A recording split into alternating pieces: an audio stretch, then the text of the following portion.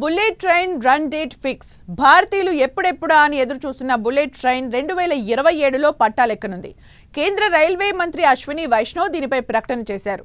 2027 August 15న Bharat తొలి bullet train సిద్ధంగా ఉంటుందని తెలిపారు. మొదటగా సూరత్ నుంచి బిలిమోరా వరకు సర్వీసులు ఉంటాయి. ఆ తర్వాత వాపీ నుంచి సూరత్ వరకు, అనంతరం వాపీ నుంచి అహ్మదాబాద్ వరకు ప్రారంభమవుతుంది. ఆ తర్వాత థానే నుంచి అహ్మదాబాద్ వరకు సర్వీసులు ఉంటాయి. చివరగా ముంబై నుంచి అహ్మదాబాద్ వరకు సేవలు ప్రారంభమవుతాయని తెలిపారు.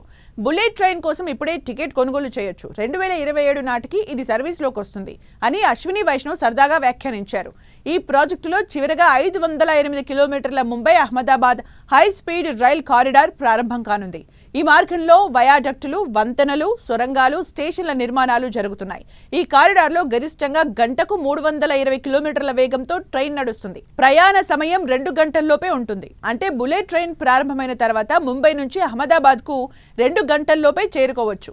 వయాడక్ట్ పనుల్లో ఇప్పటికే 320 కిలోమీటర్లు పూర్తయ్యాయి. భూసేకరణ, సొరంగ నిర్మాణం, స్టేషన్ నిర్మాణం, విద్యుదీకరణ పనులు ఒకేసారి కొనసాగుతున్నాయని అధికారులు తెలిపారు. షింకన్సెన్ ప్రమాణాలు, భారతీయ ఇంజనీరింగ్ను కలిపి ఈ ప్రాజెక్టులో ముందుకు వెళ్తున్నారు. 2027లో తొలి ఆపరేషనల్ రన్ జరుగుతుందని అధికారులు భావిస్తున్నారు. పూర్తి కారిడార్ కార్యకలాపాలు 2029 నాటికి ప్రారంభమయ్యే అవకాశం ఉంది.